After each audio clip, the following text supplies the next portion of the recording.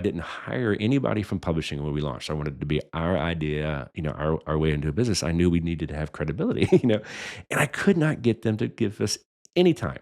They wouldn't even sell us advertising. I ended up becoming friends with the publisher, Kevin Briarman. He's retired now. But even still, we just couldn't get anywhere with it. So it was frustrating, and I wanted to have that. So I convinced him one day to let me take him to lunch.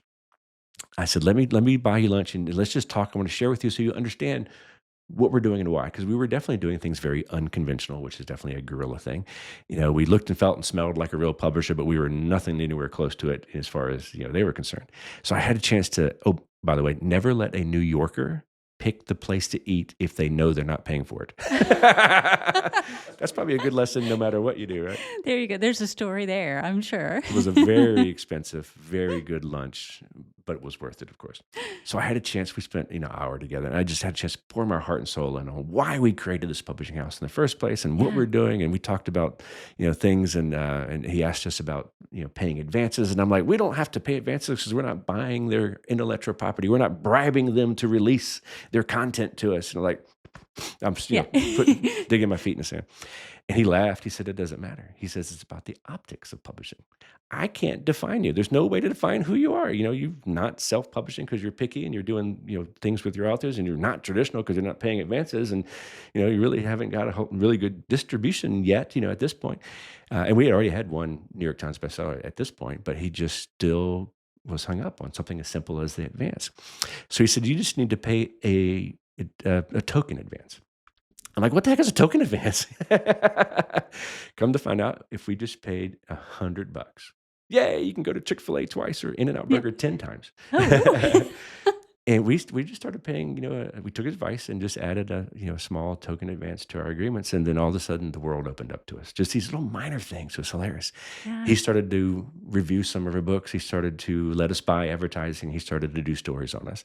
And actually within that year, they wrote us up as being, for the first time, one of the top publishers in the nation, where yesterday he didn't know how to define us. And then in that article about us being one of the top publishers in the nation, he called us hybrid, because we had a lot of authors that, and this is the original definition of hybrid, we had a lot of authors that were already traditionally published, who had successes, who now wanted to have a little more control, but didn't want to do it all by themselves. So they're now a hybrid published alternatively than the traditional house. And just kind of grew that idea. I forget where I'm going with that, but just kind of grew that from from that point. But we got where we are today with a little bit of help from a lot of our friends, in other words. Which is incredible. And to be the start of the term hybrid publishing, which is now, there's a lot of others 1,000 of them. that are out there. Yeah. But you were the start, Right. which is incredible in itself. And to do it in a model, it's interesting to think that $100 was the difference between being legit or not being legit. Like, it's kind of, it's such a, it's a token, Yeah. really, in all things. But you didn't change. Your approach didn't change, really. That small little thing changed. Yeah.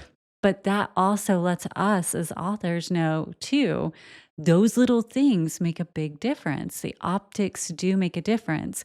And it could be the difference between us being a bestseller or not being a bestseller.